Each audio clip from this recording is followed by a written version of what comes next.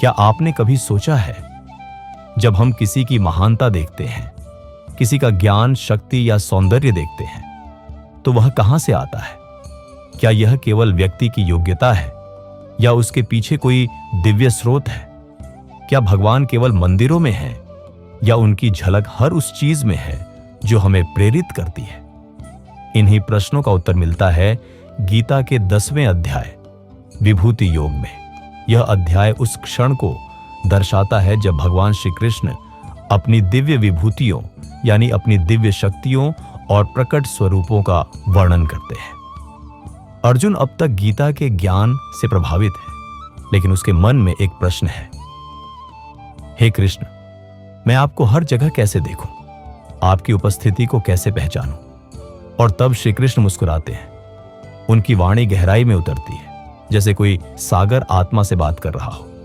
वे कहते हैं, अर्जुन, मैं ही वह आत्मा हूं जो हर जीव में बसती है। मैं ही आरंभ हूं, मध्य हूं और अंत भी मैं ही हूं।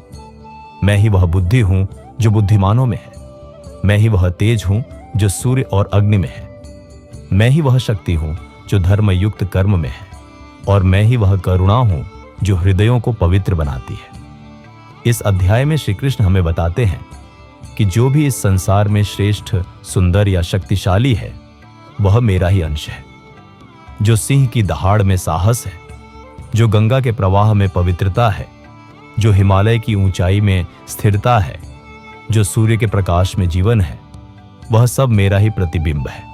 यहां श्री कृष्ण हमें सिखाते हैं, ईश्वर केवल मंदिर में नहीं बल्कि हर अनुभव में है। हर बार जब हम किसी की निस्वार्थता देखते हैं, किसी के प्रेम में पवित्रता महसूस करते हैं, किसी की बुद्धि में गहराई पाते हैं, तो हमें यह याद रखना चाहिए, यह सब उसी एक दिव्य चेतना का विस्तार है।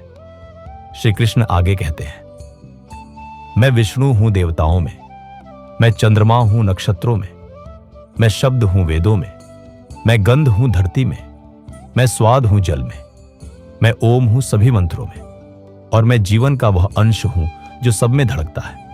अर्जुन मंत्रमुग्ध होकर सुनता है। उसकी आंखों में श्रद्धा और हृदय में विस्मय भर जाता है। वह कहता है, हे प्रभु, अब मैं समझ गया कि जो भी महान है वह आपका ही रूप है। आपके बिना इस संसार का कोई अस्तित्व नहीं। इस अध्याय की सबसे गहरी सीख यही है, ईश्वर को देखने के लिए आंखें बदलनी पड़ती हैं, न कि स्थान।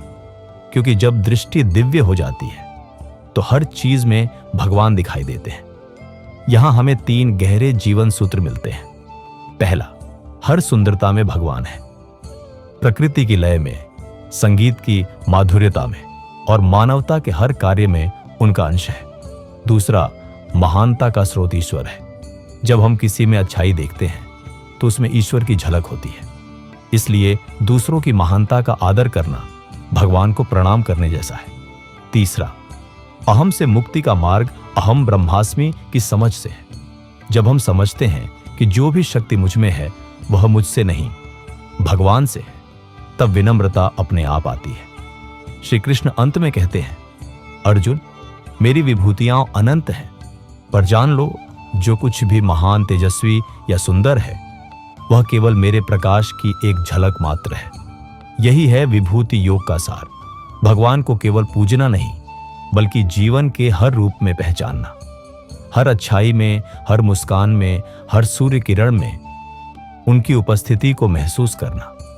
क्योंकि जब मन यह समझ जाता है कि हर चीज में वही है, तो जीवन स्वयं एक पूजा बन जाता है। तो अगली बार जब आप किसी फूल को खिलते देखें, किसी नदी को बहते देखें या किसी बच्चे को मुस्कुराते देखें, तो याद रखिए, वह सब भगवान की विभूतियां हैं और उस क्षण आप उनके दर्शन कर रहे हैं। और यदि यह संदेश आपके हृदय को छू जाए तो कमेंट में लिखिए, जय श्री कृष्ण।